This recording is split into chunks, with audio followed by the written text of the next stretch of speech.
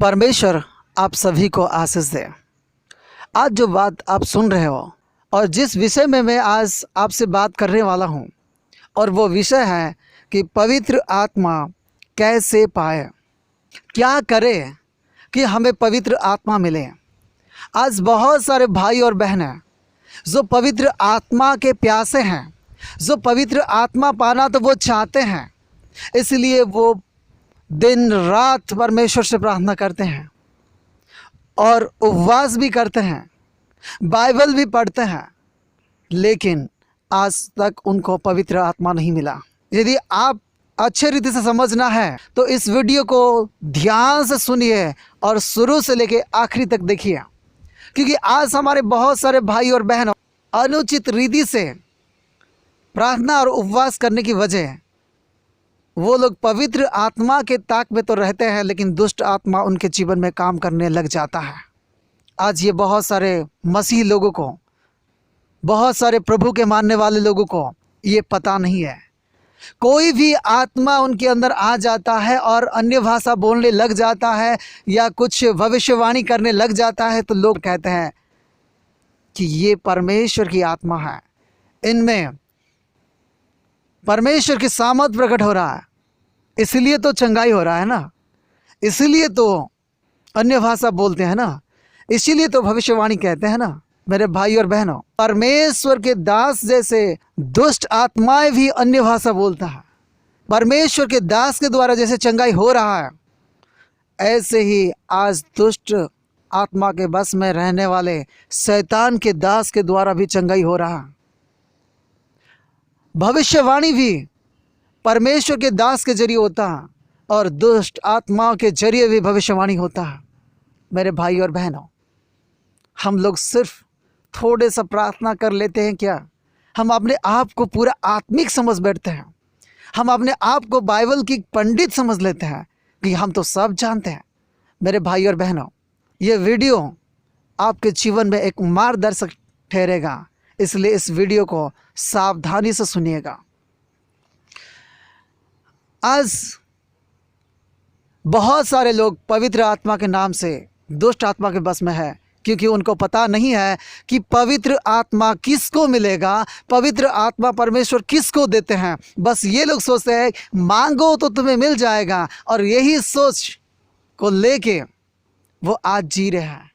परमेश्वर की वचन सच्चा है, लेकिन उस परमेश्वर के वचन की जो अर्थ है उसको लोग गलत तरीके से लेके आज गलत फहमी में फंसे हुए हैं। इसलिए आज बहुत सारे लोगों के अंदर छल वाली आत्मा काम कर रहा है। तो मेरे भाई और बहनों, आज ध्यान से सुनिए कि आत्मा कैसे पाए।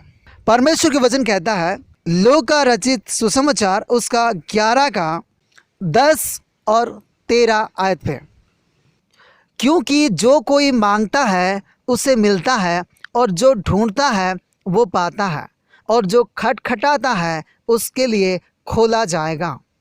और 13 आयत में लिखा है, अतः जब तुम बुरे होकर अपने बच्चों को अच्छी वस्तुएं देना जानते हो, तो स्वर्गीय पिता अपने मांगने वालों को पवित्र आत्मा क्यों ना देगा।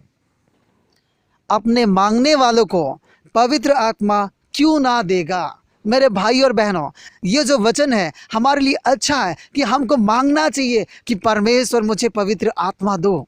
मेरे भाई और बहनों, आज हम परमेश्वर को मांगते हैं, हमें परमेश्वर हमें पवित्र आत्मा दीजिए, लेकिन आज हमको जानना बहुत ज़रूरी है कि हमें ये पवित्र आत्मा क्यों ज़रूरी है, क्यों चाहिए। आज बहुत सारे लोगों को पवित्र आत्मा इसलिए चाहिए कि वो पास्टर बन सके, वो परमेश्वर के दास और दासी दूसरे के सामने कहला सके, उनके द्वारा अद्भुत काम हो, उनके द्वारा सामर्थ प्रकट हो, लोगों के दिल में सम्मान हो, लोग इज्जत करें, मुझे पैसा मिले। मेरे भाई और बहनों, जो सच्चे दिल से मांगते हैं उनको तो परमेश्वर दे ही देता है, लेकिन जो गलत रीति से मांगते हैं उन्हें पवित्र आत्मा नहीं मिलता, छल वाली आत्मा उनके जीवन में काम करने लग जाता है। तो आज मैं आपसे कहना चाहता हूँ, यदि आप परमेश्वर के पवित्र आत्मा पाना चाहते हो तो ध्यान दे के सुनिएगा कि आपके उद्देश्य वही होना चाहिए जिस उद्देश्य को पूरा करने के लिए परमेश्वर पवित्र आत्मा देते हैं। सेवकाई के चक्कर में आज लोग रहते हैं, सिर्फ सेवा की मनोभाव, लेकिन पवित्र आत्मा का जो उद्देश्य है उससे लोग बहुत दूर रहते हैं। पवित्र आत्मा चाहिए तो इस वीडियो देखने के बाद आप ज़रूर ढूंढ लीजिएगा कि मुझे क्यों पवित्र आत्मा चाहिए और किस लिए परमेश्वर पवित्र आत्मा लोगों को देते हैं, और ये 2 सवाल का जवाब जरूर ढूंढना चाहिए। इसलिए मेरे भाई और बहनों, परमेश्वर से प्रार्थना करें। यदि आपको पवित्र आत्मा चाहिए तो परमेश्वर से प्रार्थना करें, तब परमेश्वर आपको पवित्र आत्मा देंगे। ये पहली कार्य है। और दूसरा कार्य ये करना है आपको, प्रेरितों का 5 अध्याय उसका 32 आयत में लिखा हुआ है, हम इन बातों के गवाह हैं और वैसे ही पवित्र आत्मा भी जिसे परमेश्वर ने उन्हें दिया है जो उसकी आज्ञा मानते हैं। मेरे भाई और बहनों, इस वचन को आप गौर करें कि पवित्र आत्मा किसको मिलता है। पवित्र आत्मा उसी को मिलता है जो उसकी आज्ञा को मानते हैं। यूहन्ना 14 का 15 में हम लोग देखेंगे, यदि तुम मुझसे प्रेम रखते हो तो मेरी आज्ञा को मानोगे। मैं पिता से विनती करूंगा और वो तुम्हें एक और सहायक देगा कि वो सर्वदा तुम्हारे साथ रहे, अर्थात सत्य का आत्मा। मेरे भाई और बहनों, यदि हम आत्मा पाना चाहते हैं तो हम परमेश्वर से प्रेम रखना है। और प्रेम रखने का मतलब है, यूहन्ना 14 का 23 में लिखा है, यदि कोई मुझसे प्रेम रखेगा तो वो मेरे वचन को मानेगा। आज वही बात है कि आप वचन को मानना है।